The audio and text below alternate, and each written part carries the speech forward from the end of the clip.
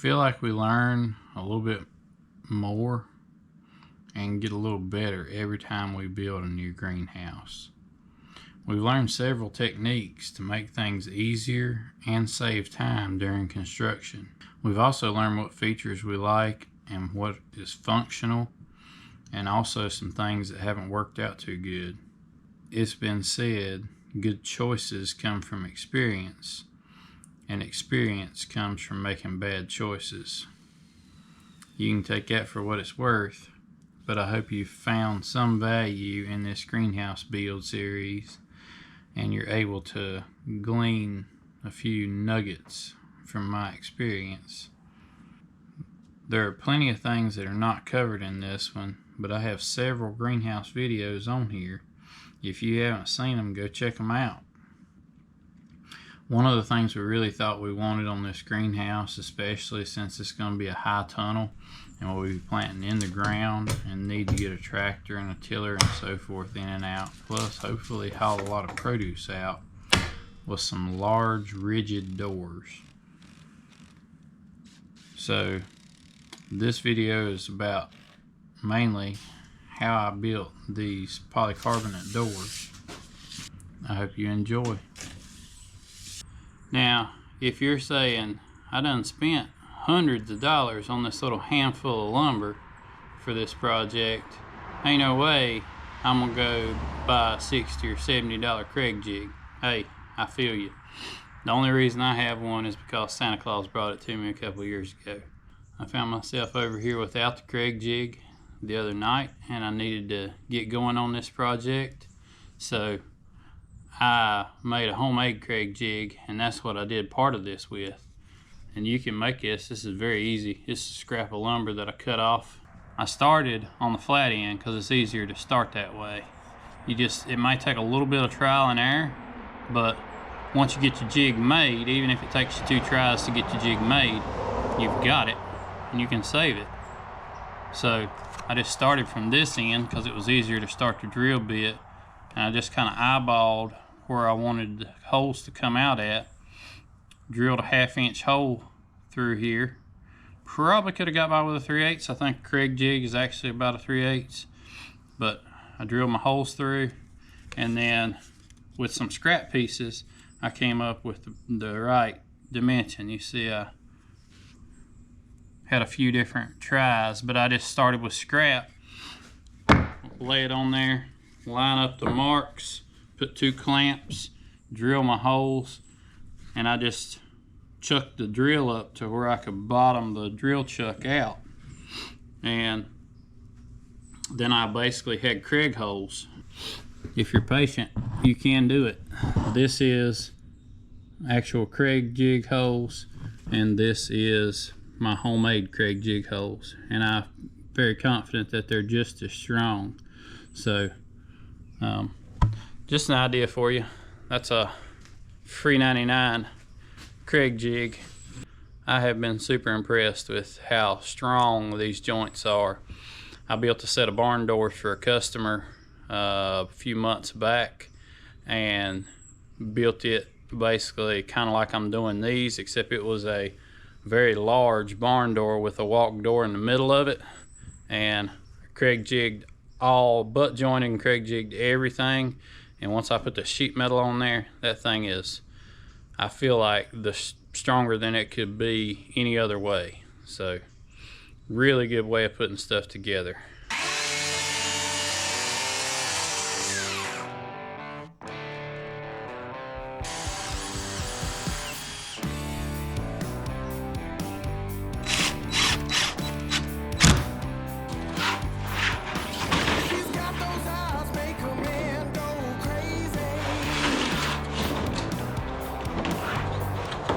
So I bought this foam, and y'all tell me if you think I'm overkilling this thing, but my knee-jerk reaction when I was standing in Lowe's looking at this stuff was, it was like $11, and I thought, it don't take long to spend $11 on propane. Now this house is not heated right now, but it's gonna be at some point, and anything you can do to be proactive is better than being reactive after you hang the heater and realize all your heat is going out nooks and crannies. So I don't know how much heat loss there will be at the tops of the doors. I mean, it might not be much different than what it's losing around the doors. We're going to try to seal it up best we can, but I don't know. I just felt like it would be worth doing. We'll see.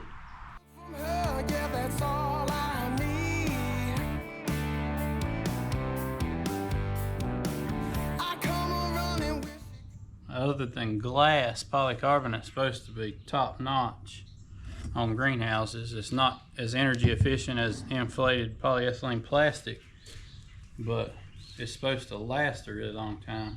Hopefully it does. This stuff is super duper thin. We'll see.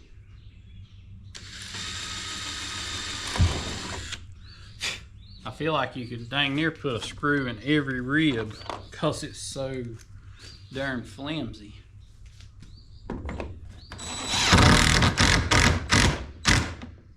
I got these doors all finished up finally. Got me some help recruited, and we're gonna see if we can't get these things hung. Some makeshift weather stripping I've got in mind on them, and get this thing wrapped up.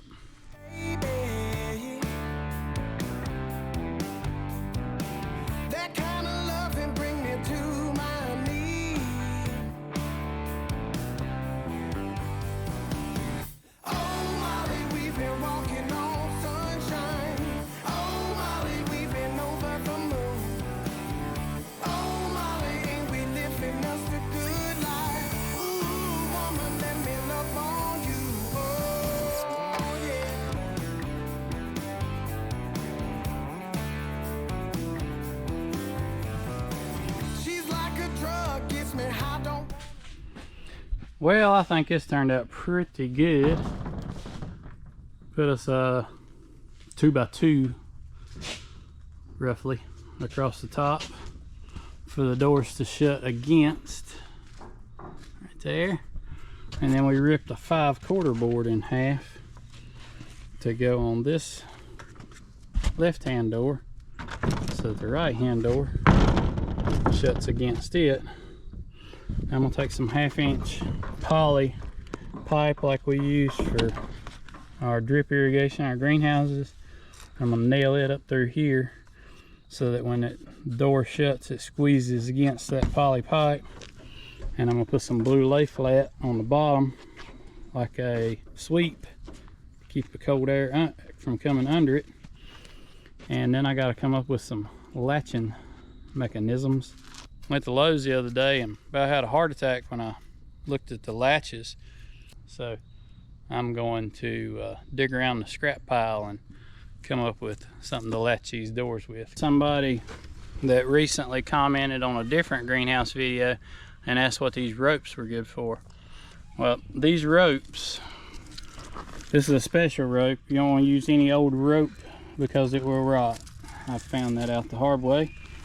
This rope goes between these eye bolts at the bottom and these special clips up top, oops, which are made to latch into the wire lock, as you can see.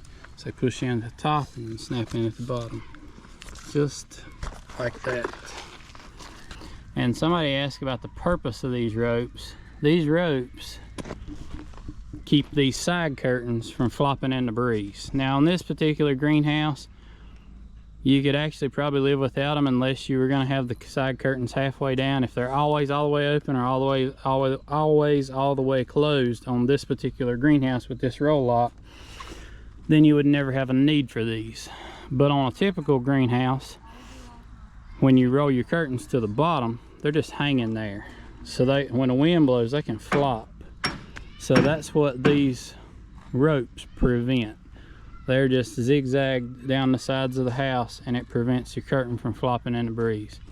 And this house with this roll lock system on it, if we want to, say it's February, it's a nice sunny day, and we need to crack these curtains because it's getting on up 100 degrees in there, but we don't want to like throw it wide open because it's still 35 degrees outside, we can crack these curtains up 8 inches, and if there's a little bit of a breeze blowing or something, it won't have the curtains flopping because this wire, or I mean this rope down the sides, will hold it in place.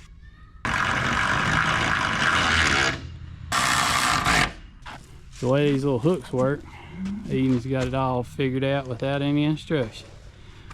As you go, buddy, pull your slack this way, okay? Towards the roll.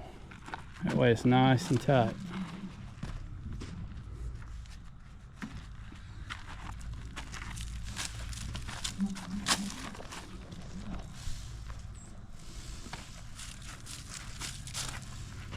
And I'll usually just tie a loop in one end, and on the other end I usually like to do like a trucker's hitch, just to kind of get the extra slack out, and that way if it gets loose over time I can tighten it up again.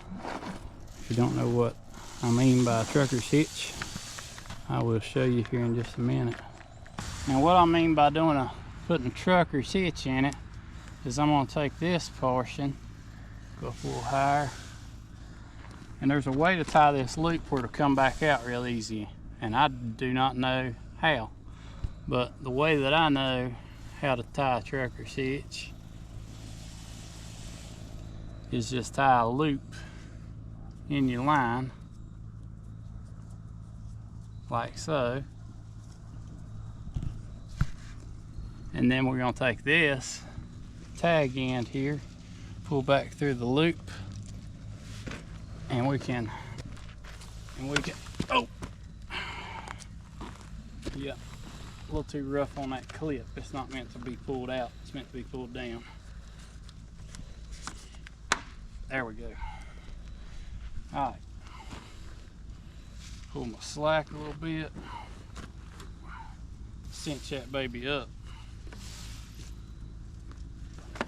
and then when you get done, you can just put a loop right here, and that you can grab that later if you need to and pull that knot out and retighten it. But looks like he did a good job of getting this good and tight, so we're done. Finished product here.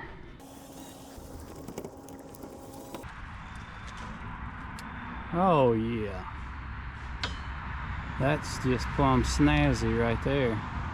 All right, y'all, I believe this is going to conclude this greenhouse build series. Finally got this thing wrapped up. I appreciate you guys watching. If you missed any of the earlier videos, go back and check those out. We started from driving the post till finished product here, so go back and check them out if you hadn't seen them all. Appreciate you guys watching. See you next time.